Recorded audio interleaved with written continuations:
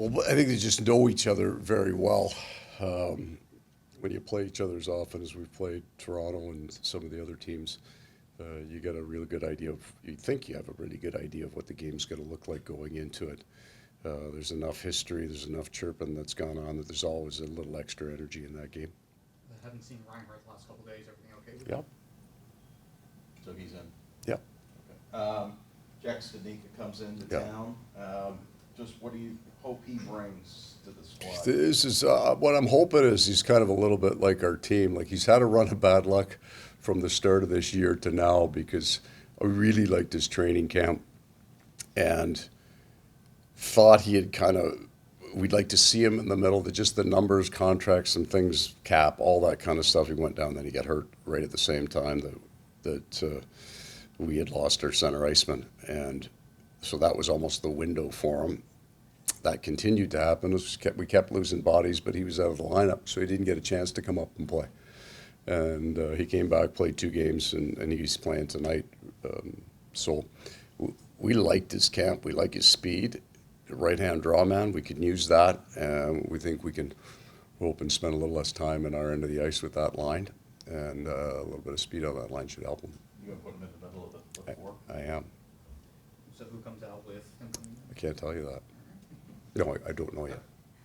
Yeah, we got moving parts here, man. No, of course. I'm collecting more information. Whether it's pressure or motivation, how much have you sensed the importance of some of your guys trying to make their Olympic teams this year? And is that something you talk to them about at all? I don't think that I saw it affect anybody, so I never. I mean, our team and our situation trumps whatever is going to happen in 2 months' time. And then 2 of the guys are injured, so there's no concern there. But no, I didn't think it affected anybody's play. Anybody that might be up for consideration, I think now is playing as well as they have all year, so that's positive. Marshy, I guess, is the guy who's been consistently good for us all year. He's just been lights out. So I don't think anybody's trying harder than they normally would. You know what?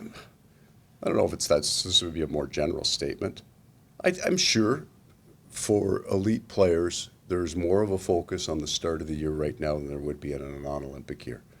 If you're an elite player on a good team, 82 games is a lot.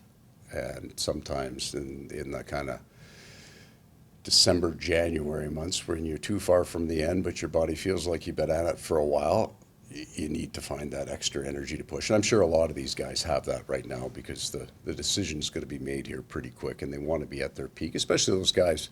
They are world-class guys on the bubble. It's the only time in their lives they're not sure, right? They came in as rookies, they make an awful lot of money. They've all elevated themselves rightfully to kind of a star status. And now they're like rookies again, trying to make their junior team at 16, right? Like it's a different dynamic for sure. Did the national GMs or coaches reach out to you at all to talk about these guys on the bubble? Or? I haven't had any conversations with them, no. What's Bennett's play been like? He's so great in the playoffs, so good for you in the 2 step Yeah. runs. Last 6 games, really good. Some of it, I mean, in the last 2 years, we've also had him playing with 2 guys that he hasn't had a chance to play with yet, really, this year. And the interesting thing is A.J. Greer went on that line on the right side, and that line just took off. Big man that can skate, so he looks really good now. At the start, it was, I don't know that we had anybody looking great. We were just missing some guys all over the place, kind of some important people for line driving, yeah. I wrote down the rosters of every team in the league, removing the top 2 players from each team. Boy, do they look different when you look at Colorado, for example, without Right. McKinnon and McCarr. What has it been like for you to coach this season, essentially, without your 2 guys? Yeah. You know what, Steve? The real challenge is for us, I can't use those words. You can't replace Barkov because I could make a pretty good argument going into the season he might be the best player in the world. Point-of-game guy, Selke Award winner 2 times. I could probably make that argument. You know how Matthew is. We're a deep enough team that I think you can survive that. You're not going to look the same. You're not finishing first, but I think you can survive. The bigger challenge is when you lose the players underneath. right? So we're somewhere between 6 and 7 forwards missing in tonight's lineup. Because those guys are the guys that populate your top 3 lines, right? When those other guys go down, and then you lose that band of players. So, like, one of the most impactful injuries for us this year was Dmitry Kulikov. We lost him halfway through game 2. Because that's the underpinning that helps you survive losing those 1 or 2 great guys. 13-minute. Kills penalty, block shots, plays heavy, right? Takes minutes off then Joe and Zach Blad Forsberg. So it's the underpinning guys. It's the kind of character glue guys. I mean, we've lost 1 playoff series in 3 years, and A2 Lustrana didn't play in that series. Those are so critical people to what you do because we play tight games. Our margin on our wins and losses over the last 3 years, especially the playoffs, is very close. So you miss those guys. The exciting thing would be the Anton Lundell effect in that we played Toronto in the playoffs 2 years ago, and we got up in a game. They tried to find that line. Matthews came out against Lundell. Why wouldn't he? He was 22 years old. Lusty was 23. Had Rhino on the right side. That's pretty good. But you would find that line because that's the difference between 1 and 3. Now he's playing in the 1 hole. And he's going to get, and he's 24 years old, and he's going to get an entire year playing against the other team's best and experiencing what number 1 centers go through, and it's a lot, right? Your shift length's important. Because the whistle blows when we get a power play, you got to go, whether you just came off. The same is true as a penalty kill, and you got to play against the other defense, and they're going to stack their 1-2 behind you. So that's kind of, you know, I would say it's kind of at that risky place for us. This can either be really good or it could be really bad. With what we're dealing with. The really good part about this is I'm going to get a bunch of guys that are going to get even more experience amped in different roles, that if you could survive it and then fill your roster, the players out who are actually on your roster and just not on your team, you would have much better players in a year. That's what we're shooting for. And tonight might be one of the few times that Austin Matthews has played against the Florida Panthers that he hasn't been Matthews Barkov. I'm not sure that's true. I think in the regular season over the last few, Barkey's missed a bunch of games against Toronto. In Toronto. I think Barkey's missed at least 2 games in Toronto in our last 2 years in the regular season. 36 games in 9 years. So the math is going to be, you're right then. You can just discount everything I just said. No, but you're right. The sheer volume of times that we've played against. Probably, you Correct. And, you know, Barkov's the best player in the world. I'm not going to ever argue that one with you. Yeah. And Austin is of that ilk. Yes. Not there, but in that, No, but in that world, that's where. it's just a different style of player. He's in that group of guys. The argument for against Barkov being the best is going to be a style argument. It's not going to be a value argument. Who's more important to the team? Austin Matthews is every bit as important to the Toronto Maple Leafs as Sasha Barkov is to us. It's just different styles. I mean, Barkey doesn't shoot the puck like that. He'll tell you that. But then there's not many guys that do. So.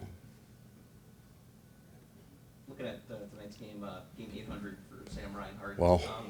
Already had a heck of a career, obviously all the accolades, everything. Only 30 years old, doesn't miss a lot of games for you guys, so those numbers are really coming quick for him. Just what excites you about what's to come now for Rhino after he's already done so much?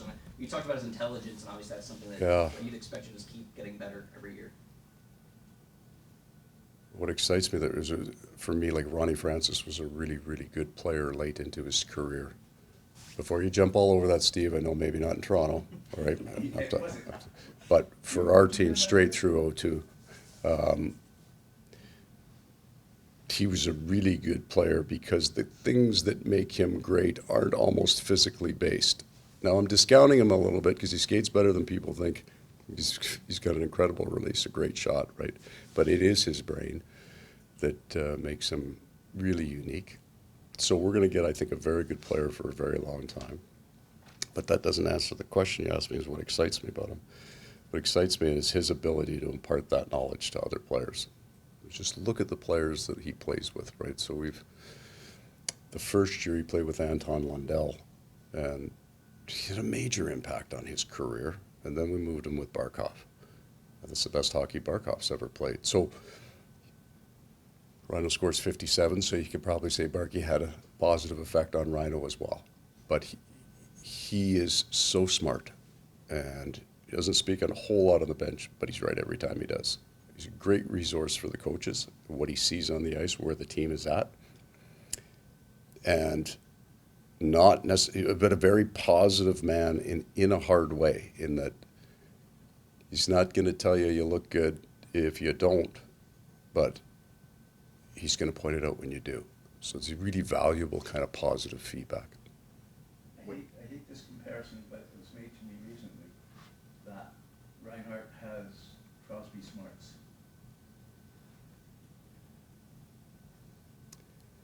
Yeah. Yeah, I think that's fair. I think Sam Reinhart is really underestimated. And I don't, like, I think this guy is, you know, I used to say the only guy I ever coached that was smarter than him was Ron Francis. I just didn't spend enough time with him. I think he's that smart. He doesn't cheat the game, and he won't cheat a play, and he doesn't have to, but he reads the game so well that, well, he was a Selke nominee last year and scored 57 the year before. There's just not a lot of those guys. Usually to put up big numbers, you gotta anticipate. We'll call it anticipate, over-anticipate at times. And he won't do that. He just does the right thing. I think, I'm rambling, I'm sorry, but I would think maybe best he's hyper-focused in the game. And he has the ability to block out all the things that could be and just what is. What's the right next play? And he's hyper-focused with it. And I would say that would maybe tie him to that Sidney Crosby. I never felt Sidney Crosby cheated the game to produce the numbers that he produced. If those guys, and we'll include Barkov in that, if they wanted to, they can put up 20 more points a year. They're going to give up some, but they could score more, but they don't do it. They do it right. You could see all three of those guys being a GM one day. They wanted to, right? Crosby, Reinhart, Barkey. If they wanted to. Yeah. 20 years ago, yes. Yeah. When they didn't make as much money. Well, but that's what I mean. No. If they want to. These guys now are moving more into the Mario Lemieux class. They're just coming to own a team. They're not great. But Sam could do whatever he wanted to do in the game at whatever level, really. You know who was smart like that? His father. Yeah, His father played like that. right. Really smart. They would be, and I only remember him briefly toward the end, but yeah, very similar. Just do the right thing, read the game, do the right thing. If he had stayed, he would have been, if he hadn't gone, he'd be in the Hall of Fame. There you go. Well, we should have an all-injured Hall of Fame. Guys who could have. You're right there, George. I had that talent injury at birth. That was the one that put me out of it. All good then, everybody?